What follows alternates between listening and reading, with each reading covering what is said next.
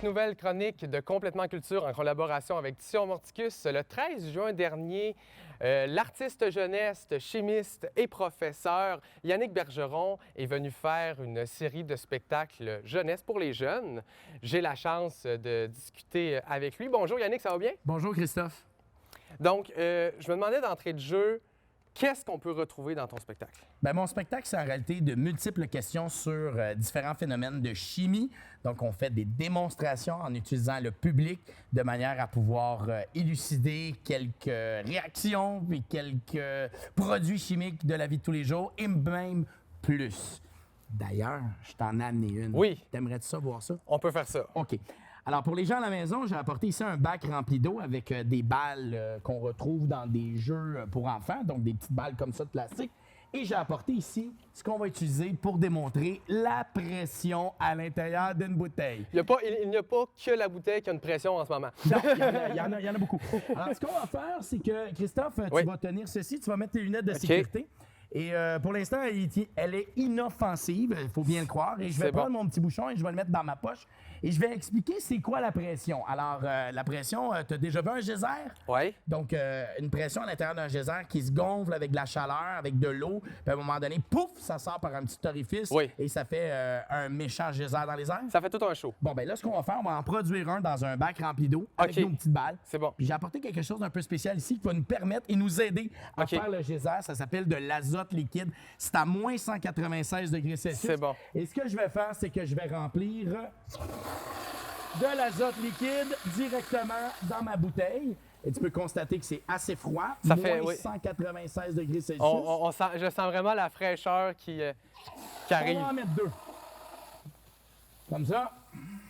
Alors, j'utilise toujours un gant de protection pour mes mains. Et un troisième. Question d'avoir vraiment du plaisir. Et on n'a plus besoin de ça. Maintenant, où est mon bouchon? T'en souviens-tu? Dans ta poche. Dans ma poche. Alors, on va aller chercher le bouchon dans ma poche. Je vais mettre ça sur ma bouteille qui est juste ici. Et on a environ 7 minutes avant que la bouteille éclate. Donc, 7 minutes avant que la bouteille éclate. Ce qu'on va faire, c'est qu'on va la mettre là-dedans. On va racheter les balles, puis on va circuler. C'est bon. C'est bon. Attention, c'est parti. Je suis à une bonne distance, quand même? Ouais.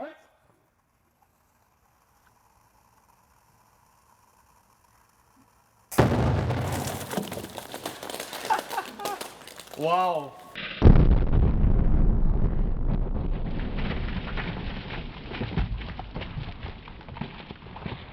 Ça, c'est ce qu'on appelle un geyser. C'est impressionnant. Une explosion contrôlée de balles et c'est vraiment génial. Qu'est-ce que tu en penses? C'est très impressionnant. L'effet? L'effet que ça fait, ouais. Hein? Je l'avais vu sur scène, mais de le voir de proche, oui, ça fait quelque chose. Fait que c'est ça que je démontre dans mon spectacle, des choses qui sont inusitées, des choses qui peuvent être réalisées par un professionnel, par un chimiste. Donc, on a tout simplement créé une énorme pression dans la bouteille. La bouteille a pu résister et il ne reste plus grand-chose dans la bouteille. Et les balles ont pu absorber le choc et c'est vraiment génial à ce moment-là. Et on explique la chimie, autant la chimie dangereuse que la chimie amusante. Qu'est-ce qui t'a amené à faire des spectacles et des conférences comme ça? Ben, en réalité, à la base, je suis professeur. Ouais. Ben oui, je suis professeur. J'enseigne la chimie, la biologie, j'enseigne les sciences et technologies. Puis, à chaque fin d'année, on organisait un petit spectacle pour les élèves, pour ramasser des sous. Puis, à un moment donné, à force d'avoir 1, 2, 3, 4, 5 représentations, on s'est aperçu qu'à la fin de l'année, il y avait un engouement pour les sciences. Fait qu'on s'est dit, pourquoi pas essayer ça dans une salle de spectacle? Et j'ai eu la chance de venir présenter un de mes premiers spectacles ici même à Amqui avec Michel de Division Morticus. Je suis bien content. Ton spectacle qui s'appelle La magie de la chimie a fait plus de 5000 représentations. C'est vrai. Pensais-tu en faire autant? Non. En réalité, je pensais faire une carrière de professeur toute ma vie. Puis à un moment donné, il est arrivé une croisée des chemins où j'ai pu choisir entre faire du spectacle ou faire de l'enseignement. J'ai pas été capable de faire un choix. Donc maintenant, j'ai tracé une voie en plein centre dans laquelle je fais autant d'enseignement que de spectacle. Mais je pensais pas faire 5000 spectacles et d'aller dans des endroits inusités comme le stade olympique ou dans des salles de spectacle un peu partout à travers le monde. Non, je pensais pas faire ça un jour.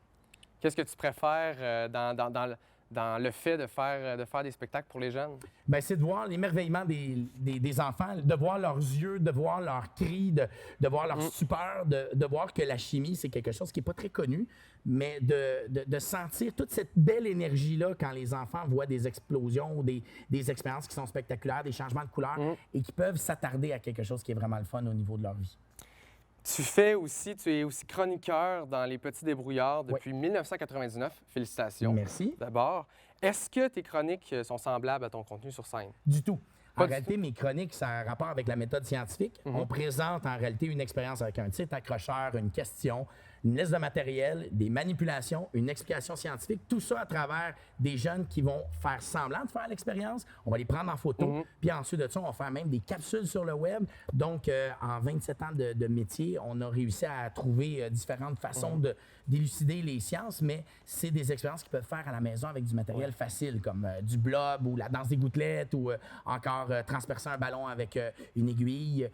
Je leur montre toutes sortes de choses, toutes sortes de phénomènes inusités qui ont rapport avec leur environnement et surtout avec leur quotidien. Et tout ça dans le but de permettre aux jeunes d'apprécier puis de rendre la chimie peut-être un peu plus accessible? Ah, la chimie, les sciences, mais de rendre aussi le fait que les sciences, ça l'amène quelque chose de différent des jeux vidéo, ça l'amène quelque chose de différent au niveau du sport, ça l'amène une curiosité intellectuelle que je veux essayer d'inculquer aux élèves qui sont devant moi. Eh bien, merci beaucoup, Yannick Bergeron, d'être venu à l'émission pour nous parler de chimie, nous faire cette belle démonstration. Je suis encore un peu sous le choc. C'est correct, ça. On aime ça. Hey, bye-bye tout le monde. Merci.